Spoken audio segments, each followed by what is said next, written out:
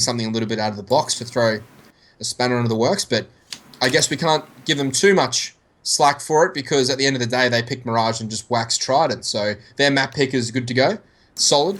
They've picked it well.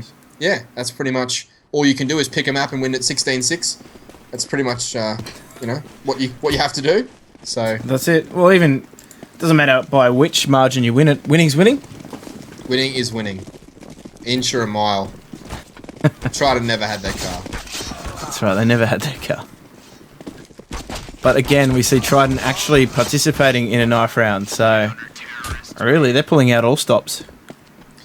Well, Corvidae really would benefit from winning that knife round, I think. Trident on their map pick would really have wanted a side, but, I mean, they could luck out and get the side they wanted anyway. Lonsdale is known for picking, I guess, maybe a more disadvantaged side. He has been known for that throughout his time, so who knows what they might have actually picked Terrorist anyway. But as it stands, Corvidae are going to roll into the second map in this best of three. Elimination time here for Trident, potentially, because, of course, if they go down in this series, they have to bank on Vox Eminor beating Immunity. So that's a daunting prospect for them. But nonetheless, Corvidae are going to start this pistol out on the CT side, and Trident will try and take the bomb sites away. But they will. And I'm going to take it away as Gratisfaction has 95 HP taken away from his little meter. As we do see just some aggressive picks out mid here from Trident. But no real action just yet. They haven't pulled the trigger on anything per se. And just a very defensive approach here to B main, anticipating Corvidae with some aggression out of B main. We do see a few teams from time to time like to try their hand at pushing through B, but not to be the case this time, as we will now see Trident reshuffle and make their way towards this A main.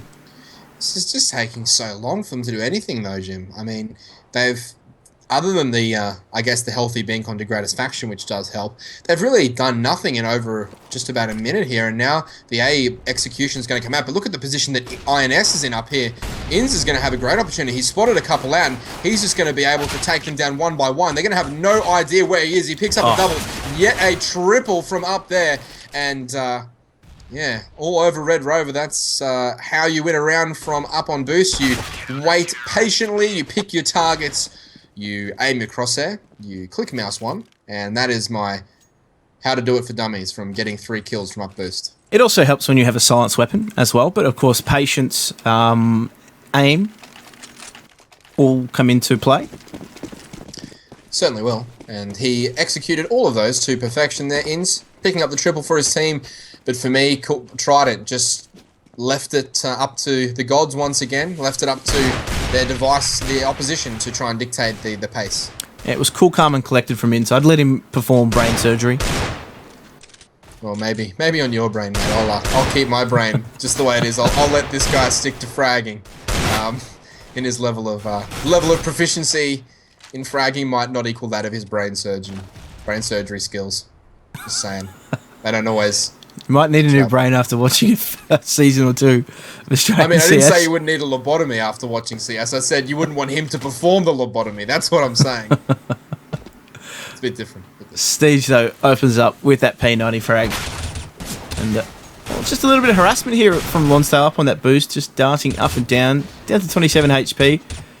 And Corvidae at the moment just holding strong as Alistair does take down Lonsdale on that boost, and Trident really need to work their approach. Hey, Trident are dead set doing nothing. Like they're dead set doing nothing. They're standing around waiting to die, and that was the theme on Keish, and it got them punished. They're just not pushing into sites together. They've got nothing set up crossfire-wise. They look this doesn't look like a typical Trident outfit that Lonsdale has anything to do with. I think that they need a little bit more time with this roster to make this work, because at the moment they really do look like 5 individuals playing against a team in Corvidae who have the engine running right now and running hot too. Yeah, I'll reserve judgment for a few more rounds in, but this aggression here, Urcast is about to go ham. Doesn't get the first though. Stige with that P90 making it work. Urcast does get 2 before he's removed, and Stige only able to find another one there. Gratisfaction with the Colt And, well, that was almost written in the stars when you saw them lining up in the B main there, the grenade landing in their feet. Yeah, exactly. I thought he was going to get way more kills than he ended up getting, to be honest. I thought it was going to be one of those magic movie moments where... Magic Mike. Magic Mike. Ugh. It's just time seemed to slow down as he put his moves on. Magic Mike. Iceman, though, finds that first frag in B main. Catching Steeds, just trying to push that smoke that he actually threw. And just trying to get some territory early on, Corvidae, but of course punished for doing so. And now we do see 4 versus 5. Trident, no. Again, just very, very passive in their setup, awaiting more aggression. I mean, do something. Like, look at the dots on the radar. They're literally stationary. They're not going anywhere. Urcast has taken him down, taken down Iceman, and still the dots. You can see how they're finally grouping up to do something here. But now it'll be the mid boost coming in. They just need to get on their bike and just get out mid or get the control of B or get control of something at the start, and don't just don't let yourself be picked off as Alistair rips the face off Hats. But this is more a strategy issue here for me, Trident, than an aim issue. They've got fantastic aim and skill. It's just that they're being outpositioned heavily here by their counter-terrorist enemies. That's right, and now we do see them finally select the bomb site, but all alone in that door with the bomb is Lonsdale. He's just marshalling his troops, trying to get them to come on over, as Christina Aguilera once said. But now they're again locked into this battle. Break is critically low, and obviously he's trying to sell a distraction over at B, but that aggression from Alistair in the A main has some information, and it's now worked out in a 2 versus 3 in Trident's favour, so they might yet just turn this around. But Inns actually takes the bomb down. Lonsdale is delayed into that bomb site now. Yellow falls as well. Trident's break on 8 HP, couldn't do it, and they looked good, but again, a hesitation on just executing something and committing was really Trident's downfall. Yeah, definitely, and look, as we've said, they're taking too long. They look so unsure of exactly what to do once they've set in their default and they've got all the positions covered. Corvidae aren't giving them anything, so they're just sort of standing around waiting for something to happen. And Corvidae are actually doing, to their credit, a fantastic job of giving them nothing and actually controlling the pace of the game really well, as Urcast once again takes down Iceman, and Inns and Alistair were rolling with these SMGs, and the flick by Hats there, taking down Alistair, but it won't be enough, and all of a sudden Yellow left in a 4 versus 1, and he's going to be SMG'd pretty quick, smart, and in a hurry. No, Urcast picks up the AK kill, and Corvidae.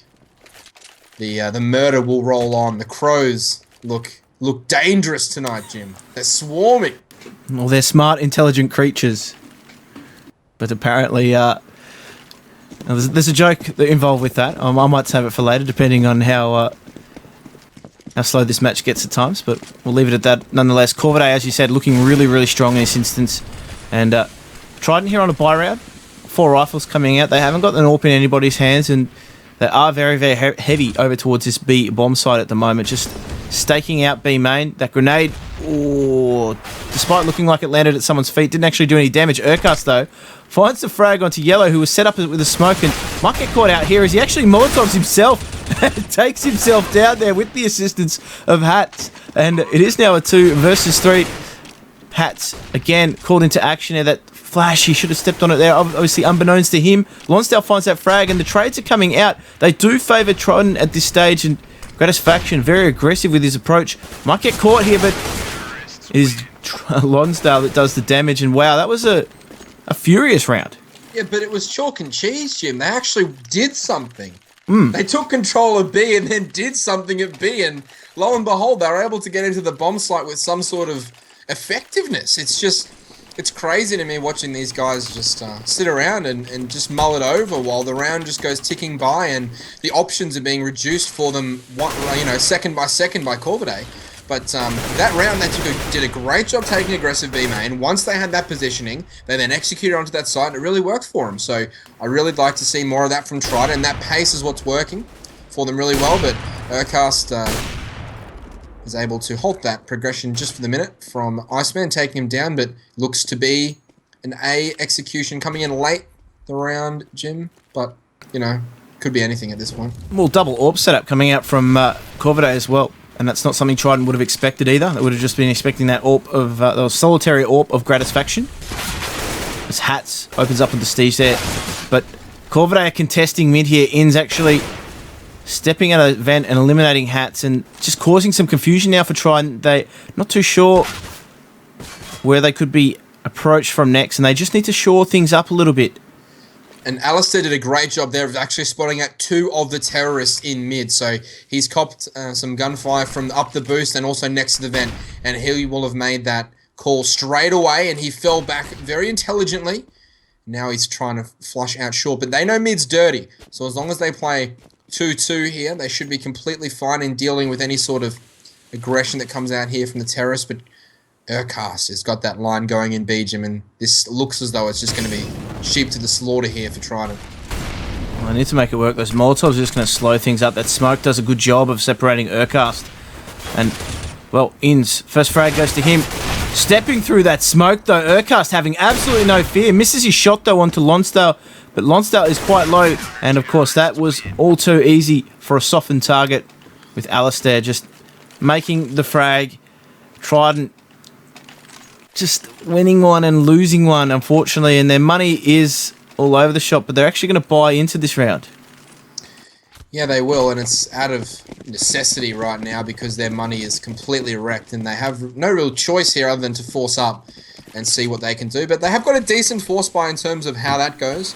I would have probably liked to see Yellow and Break with a few more utility grenades to actually enable those AKs to do something late on in the round, and they've made that decision, though, to grab that dig. And look at this here. It looks as though they're going to line up here for Steege. He picks up one, but Lonsdale able to scoot away there with 41 HP. Take the battle on, and all the, I mean, it's just more of the same here from Trident, mate. It's unraveling round by round for them, and they're just looking, I guess, more individual as the game goes on. Yeah, they are, and that's concerning early on, given that this is their map pick, but Corvidae are just looking too strong across the board. Urcast missing a few shots and just forcing Trident back in towards B main, and the bomb is actually going to make its way over towards the B site, but they haven't got an opening pick just yet, and whilst they know where Steege is, they're just unsure of approaching him because Alistair is looming large. That flash, though, perfect for him to pick up Lonsdale, and now they're being bullied away from B main. Break is able to find a frag. Yellow, though, is taken down quite quickly, and it leaves Break on half HP in the checker room. And he's now observing those tiles. Yeah, he went down very quickly. The positioning from Corvidae has just been sensational, though. Round by round, I'm getting more impressed with Corvidae's play than I am with disappointed about Trident. I am disappointed with where Trident is at the moment, but they do have a new team. I thought there was enough experience there in the form of Break and Iceman and Yellow to really have this team playing at a high level than this. But I really can't take anything away from Corvidae and the way they're playing. They're really locked in and engaged, and they look focused and ready. They look ready to play at a high level, and really looking forward to that LAN. But at the moment, it's chalk and cheese between the two here. Yeah, look, it's not unsalvageable though for Trident. They need to get themselves sorted on the next gun round. At the moment, they're just on a bit of an eco here, but Yellow actually just negates that Molotov, pushes straight through. He's taken down almost instantaneously. It's not out of the picture for Trident to get back into this. However, they need to show some more cohesion. As we said, chalk and cheese between them. The one round that they did get, they were fast, they were aggressive, they worked well as a team. They traded into the B bomb site, and whilst it was some heavy losses for them on entering, it was a lot better than what they're currently producing. Yeah, but what I don't get is why you win one round at B doing a B execute that you nail perfectly and win the round, and then never go back to that B execute. I'm lost for words as to how a team who's on their map pick has literally shown us one set strategy so far. It worked, and then they've not done it either again or any version of like an A strategy or a mid strategy or a mid take. I'm left a little bit puzzled here by what Trident are putting on display on the terrorist side of Cache. That's right. Now, interesting occurrence there is Gratisfaction just picks off Break all too easily there. Trying to step out mid, makes something happen. Hats, though, stamps his authority on the round. Will need to do a little bit more, though, as it is now just a 4 versus 4, even between these two teams. And they do have control of mid Trident, but lurking behind that smoke is Urcast, and he's just questioning whether or not he should push it just yet. But Hats should... Whoa, Urcast, that looks sharp from the snap that we saw.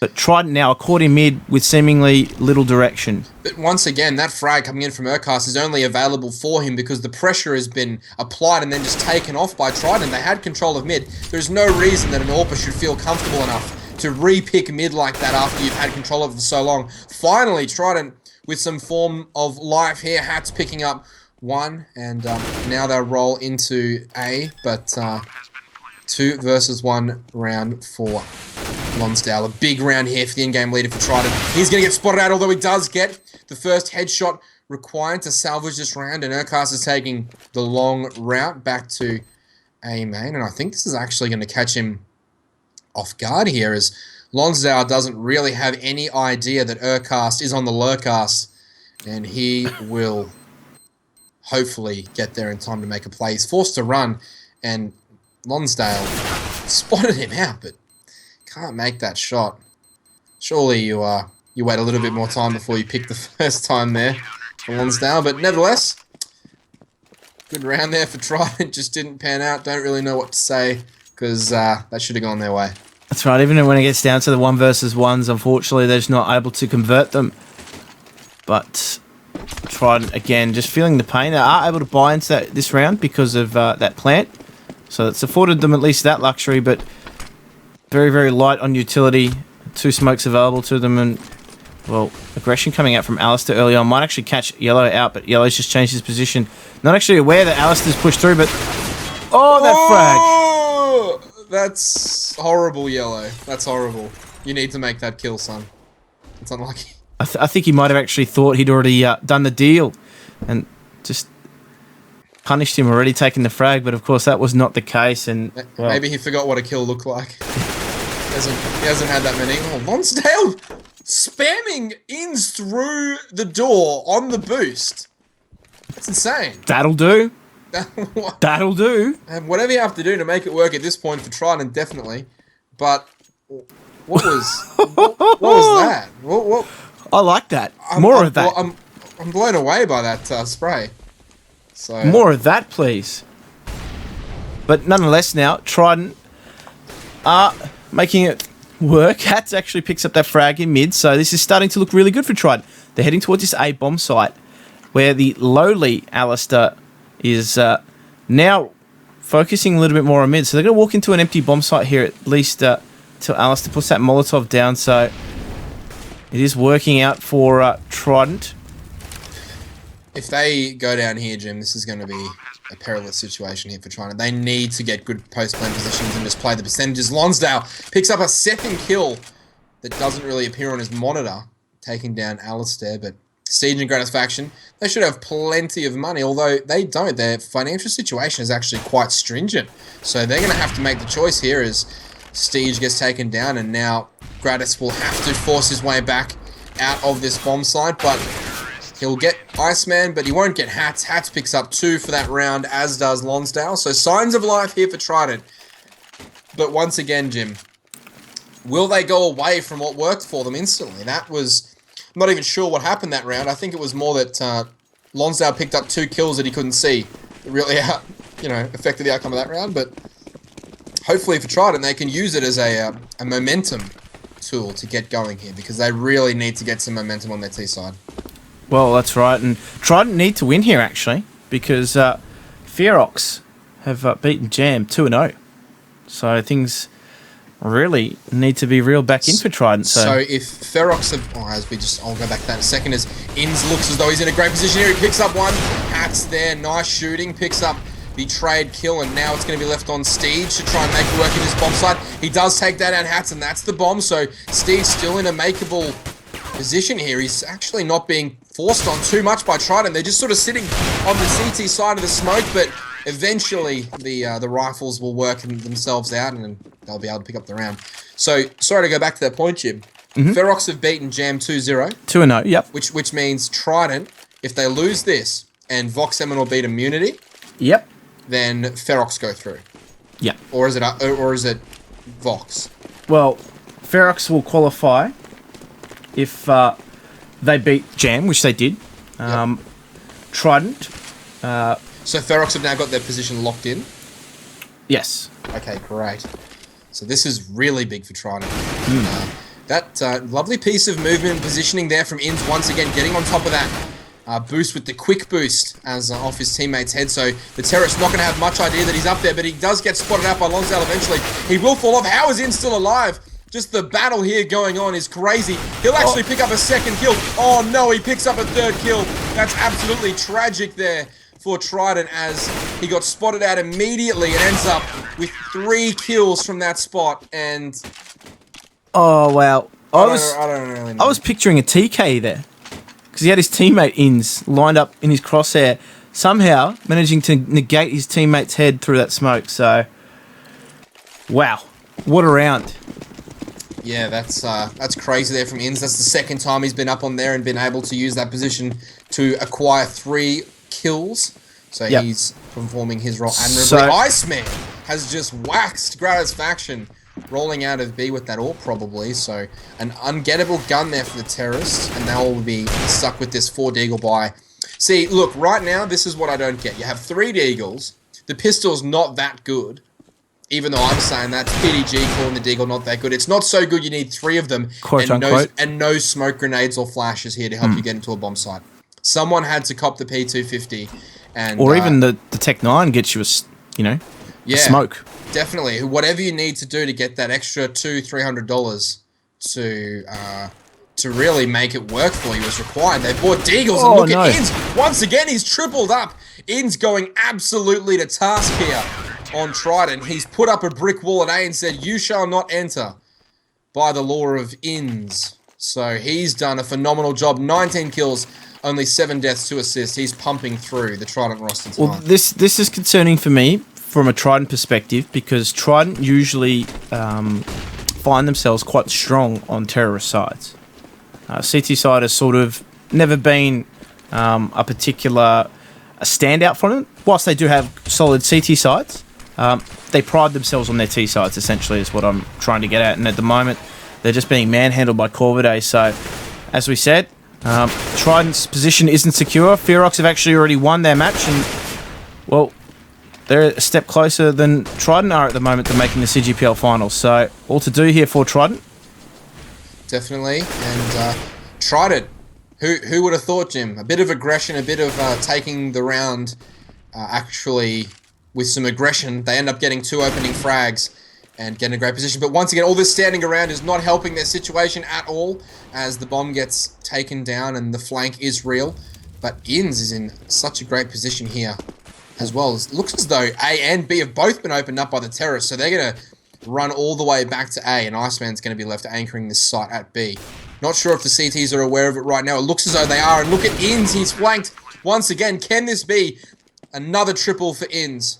He's got the first one, and he needs to find a couple more. Gratisfaction rolling in with some heavy artillery from the short position with that AWP, but Iceman's going to get the flank there.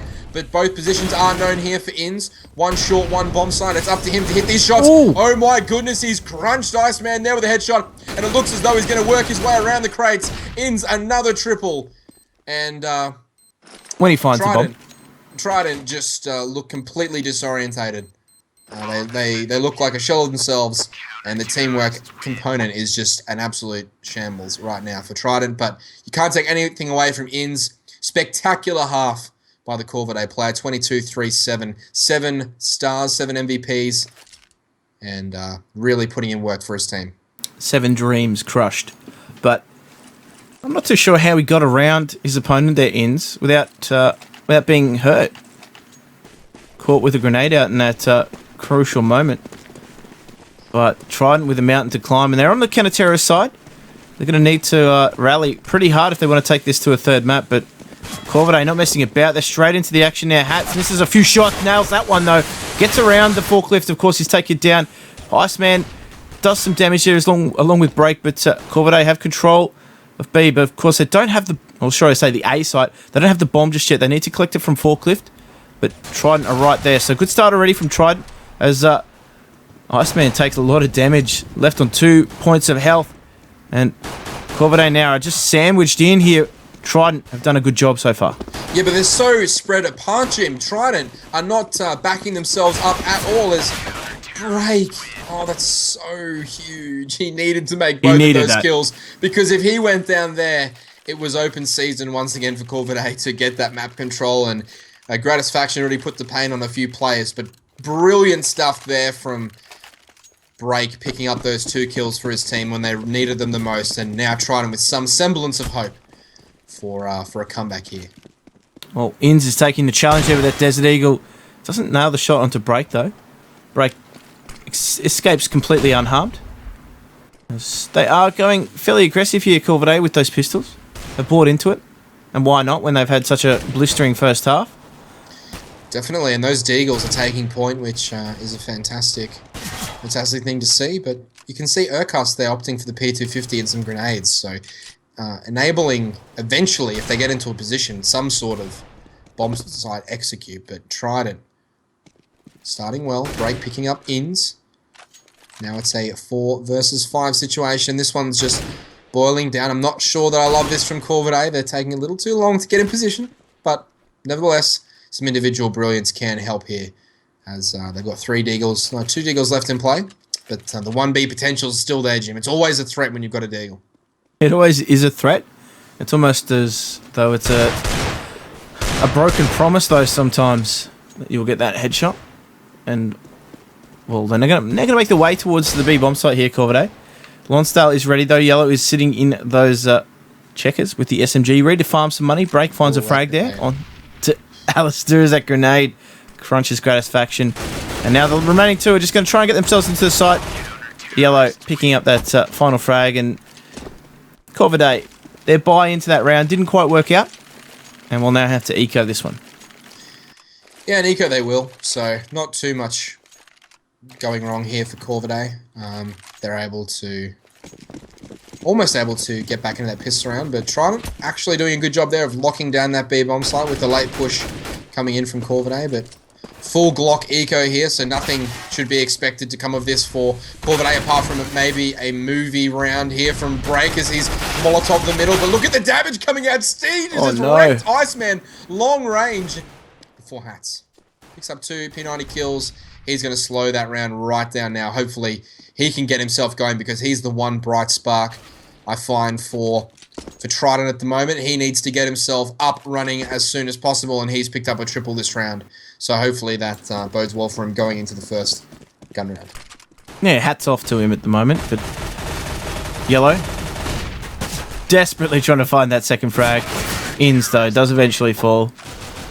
And Trident successfully navigate their anti-ecos, even a deco buy in there as well. So building up some of that money, get themselves some of that dank bank. And now Trident will have to navigate the gun round here. More importantly, no AWP on Gratisfaction as a result of some of those heavier Desert Eagle buys earlier on. Yeah, there are... I think, for me, though, it's going to have to be more of the same here from Trident. Look at this aggression. Beautiful stuff opening up this round. Yellow and Break. 1 and 2 punch there, opening stanza for Trident. Picking up 2 kills, and now they'll just fall their way back and reassess the situation, getting Iceman up into that vent. So Corvidae here are now looking like the ones who are a bit stagnant, a bit stale. This is what we like to see. This is the comeback trail that Trident need to be on here. Obviously, Corvidae is still well in control of this game, but Trident with the signs of life.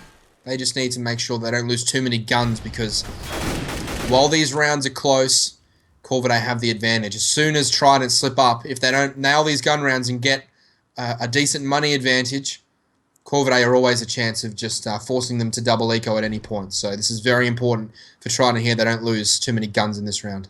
Yeah, it's going to be tough for Trident, but if they can hold strong here, certainly progression towards that final goal. As Alistair does find out Iceman there, but Iceman picks up Gratisfaction, so just not working out for them at the moment, Corvidae. Iceman again still surviving there in that vent, and Steege does take him down there. Break still holding strong in the B bomb site. All too much to do for Steege as he tries to get towards that bomb, taken down in the checkers there by Lonsdale, who had pushed through B main. And Trident, they're narrowing that gap, and they're starting to build themselves a little bit of an economy as well as we look across the board. Corvidae, on the other hand, not so healthy. Yeah, I really want to quietly whisper into the ear of Corvidae. I mean, they need to just get back onto their split picks and getting aggressive on the map and making sure that they're getting in good positions. And you can see Yellow here trapped back at the bomb site. But look at this push through here by Lonsdale. He's going to pick up nobody as he shoots his gun at the back of a few people. Doesn't land anything. Iceman will contribute one there. And Alice will be left by himself. Just left to burn. Let's see what he can do here. He will pick up one. He doesn't. Lonsdale. He picks up the grenade. He picks up an assist. Really good work there from Trident. Picking up the round. Nonetheless, though, Trident have actually done really well to narrow this gap at the moment. So 12-3 was the first half. They've gone 5-0 in the second half. And have brought it back to 12-8. And 4 rounds of difference. And they've started to really hold on to those guns without any real losses. And their money situation is quite favourable. So making a game of it. But as we said, Corvidae loom large and still a danger for Trident. Definitely, but Jim, can you explain to me why Inns hasn't... Oh, well, there you go, that explanation given. Inns had the AWP for a matter of moments before giving it back to Gratis Faction. I was just going to get your opinion as to why Inns would have that rifle at his disposal instead of Gratis, but it's found its way back into the capable hands of Gratis Faction. And Corvidae looked to just cement their positioning on this round. Hats on the other side of that smoke, just playing so patiently there, but he's not going to catch anyone out because of his level of dedication in that position, but Steege will open up nicely onto Iceman, and now the frags could roll through here for Corvidae. They're one pixel away from getting this done. Oh, Urkar spots him out. This is going to be bad news for Hats, but he will shift across that gap and pick up one before falling back, so nice play here from Hats, but he's going to have to be very, very careful about his movements moving forward. That's right, but they've given up control of mid, and in the meantime, it's allowed 2 members of Corvidae, Inns and Alistair, to slip through the gap, and they're going to be joined shortly by the bomb. The counter terrorist is so far away from poor old Yellow in his B bomb site, so he needs to hold strong. 6 HP, not able to do so. Break is yet to arrive on the scene, as well as Hats, but of course, this leaves Steege to just lurk from this B bomb site. But they're not messing about, actually. Break straight into that bomb site as soon as the bomb has been planted, and the pressure's now back on Alistair, so the aggression coming out from Trident has forced the hand the other way. Yeah, but Steege is going to be in such a clutch position here. He's coming back, and look at that Molotov straight onto the bomb. He's going to go down, but it's going to force Break to just have to do something miraculous here. Corvidae in control of this one. Inns takes down Break, and Bree picks up that ult for Gratis Faction, so that's a good get for Corvidae. And the money situation for Trident is holding strong, so they'll be able to put in a full buy here, and by the looks of what's remaining, they'll probably be able to force next round with a couple of drops as well. So they've got a bit of ammunition left in the tank, Jim, but all of a sudden, Trident sees and starting to slip away from underneath them here. Yeah, they've got some money left in the bank, but of course, if they do lose this one, then they are going to be in dire straits, along with John Cougar Mellencamp. But at the moment, just a very passive approach coming out from the terrorists just yet. They haven't really forced the issue. Corvidae, just trying to work a pick, see if Trident give up anything for free. Yeah, hopefully Gratis Faction can land something that will hurt so good. Also, John Cougar Mellencamp reference for those of you playing at home. But at the moment, Trident just once again showing their willingness to give up map control. Iceman up on the boost there. Inns use that to great effect throughout the half for Corvidae. Can Iceman be the key here in this A bomb site defenses? It definitely looks as though Corvidae are gearing up to lay their arms down on the line at the A bomb site, but they're taking it very, very slowly at the moment. Just trying to see whether or not they can get some money for nothing. But they're going to make their way back towards the B bomb site here with, of course, that bomb in tow. Urkar just trying to sell a little bit of a fake at the B bomb site. Trident, Iceman though, has a lot of information being up that boost. He can sort of peer into B main, but Urkar recognises that and takes him down, and now a bit of a pickle here for Trident as they're caught between the 2 bomb sites, but they do have 2 members here. Yellow still stays alive. He's able to finally take down a frag after using 30 bullets of his Colt, and that leaves Hat in a very awkward position. He's only just eliminated the lurk over at the A bomb site. It's a 3 versus 1 in B. The bomb is only just about to go down. He might be able to prevent it. Of course not so. Wow, that was dangerous there for Corvidae. Had Hat slipped through the gap and got that bomb down, but that was really Trident's only chance of winning that round. Yeah, but it's a pretty big if for me. I mean, looking at the money situation for Trident, Hats needed to hold on to that gun. Hats really needed to make sure that 3 versus 1 wasn't something he was looking to take on. It was a bit inexperienced from the young player who's got a lot of potential, but definitely that was a bad read there, trying to just drop into side. He didn't really have a flash or anything to work with either, so it's going to be very hard. But Lonsdale in a crazy aggressive position there without a teammate to speak of has just pushed all the way out to B and got his dome taken off. Yellow will pick up that AWP and try and make his way back, but not the start that Trident would want to a round that if they lose, they're going to be down, I think it would be 7 match points straight. So they really need to win this one, and Yellow in a decent position here to pick up an AWP kill or 2 before Corvidae obviously execute into this B-bomb site. That's right, and well, takes that free frag there onto Alistair. Had his back turn. No one really keeping eyes on the checker room at all. And again, still no one's keeping eyes on checker room, but he does get taken down. Well, I would have thought by Urcast, but he's left on 1 HP. Is finally taken down there. The Pink 250 of Gratisfaction though doing damage, and he's just going for, well, some trick shots here, because that to me is not a given, but the bomb will go down. Terrorists in the bomb site. And this is really going the way of Corvidae right now. Gratisfaction, how does he get away from that position? Break and another teammate in the vent are going to have to do a lot of work here, but Gratisfaction will go down. Hats picks up 1. Steege is all left in a 2 versus 1. This is basically Trident season on the line right now. He gets a double. He does! Oh my goodness, Steege, you've done it. My friend, you have absolutely smashed the 2 Trident incoming players, and you'd think now at this point Trident's money is completely broken. It's a downhill slope here for Corvidae. Brilliant work there by closing out the round, and now they're on easy street on the way home. Well, Ferox will be watching this match with great intent, because if Trident go down here, they're qualified for land, guaranteed. Yep. But obviously that's still left in Vox's hands, whether or not Trident can actually get there if Trident go down. So it's an interesting last few days here as Hats gets that first tag onto Alistair, leaves him on 9 HP. Alistair, though, pressing the issue, might use that gap in the smoke to get the frag, but it's Inns and Steege to get themselves into the bomb site. And the pressure coming from all around here at the moment. Trident, Yellow, the only remaining hope here. Will he go down in a blaze of glory? Well, Inns taking one for the measure, but that, of course, is Corvidae over Trident, and Trident now leave their fate in Vox Eminal's hands.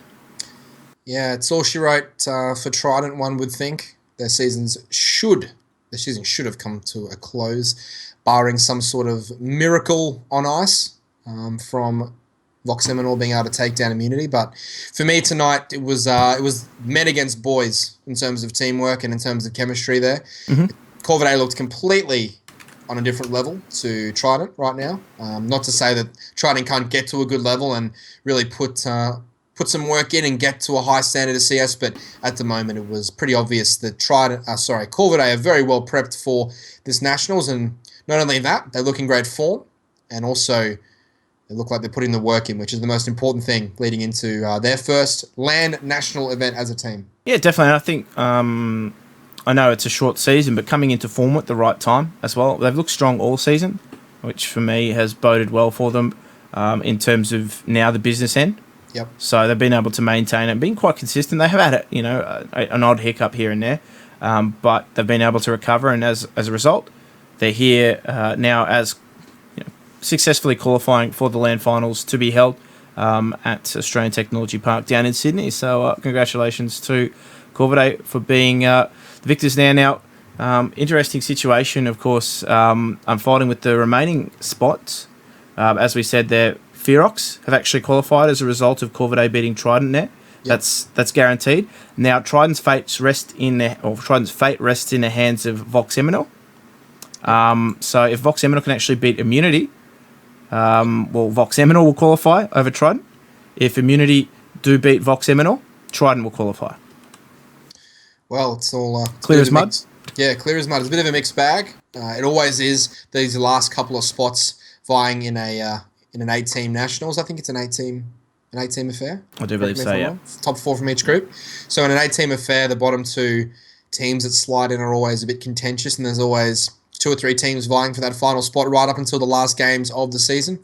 the top end of the brackets have all pretty much covered themselves off pretty well there, with all the expected parties automatically going through. For me, Corvidae have stepped up their game a whole level.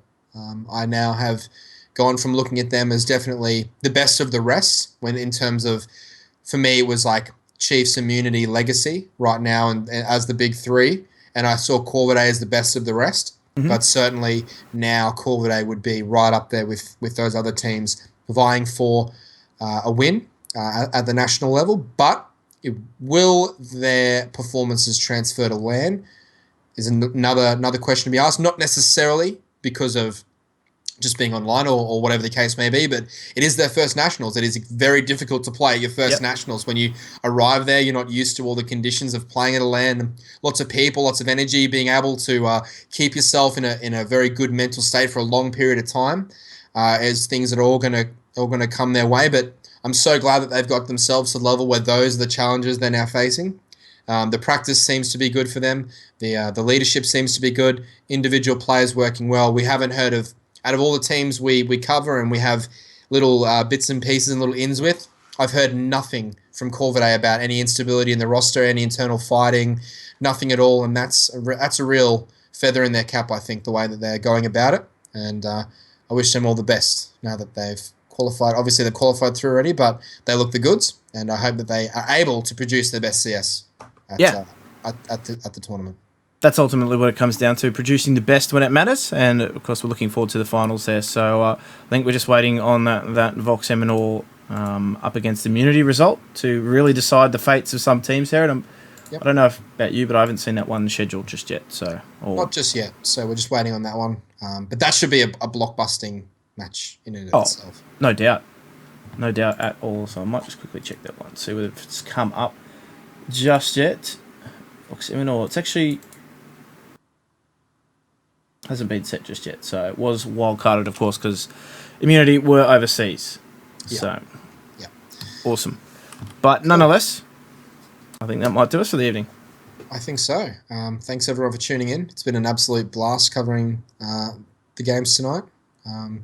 And shout-outs to everyone involved in the Cyber Gamer side of things, all the major players, all the major sponsors, all the fans, actually, which is something that does get neglected. The fans that tune in, cast out on the CGPL event, getting your dose of Australian CS and really supporting the local scene. It's crucial that guys, we grow this aspect of our scene, because that's where the money is, in the viewer numbers, in the fan bases, in the people purchasing stickers and all that sort of stuff. So the more people like yourselves who've tuned in tonight, the more you can grow this organically, the better off everyone's going to be, and we can really start pushing the boundaries of what's possible in Australian CSGO.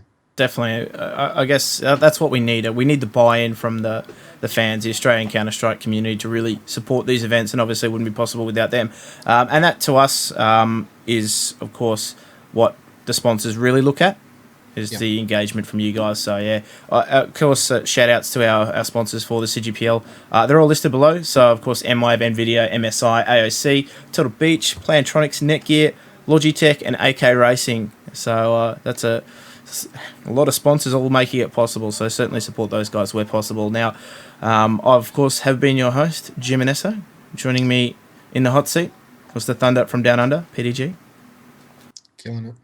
Absolutely nailed it. Yeah, well, I was going to say, we've had a few outros, but we've had a bit of practice. But nonetheless, guys, it's been a pleasure. Hope you guys enjoy your evening as well as we have. And until next time, we'll be seeing you. Peace. Peace out, homies.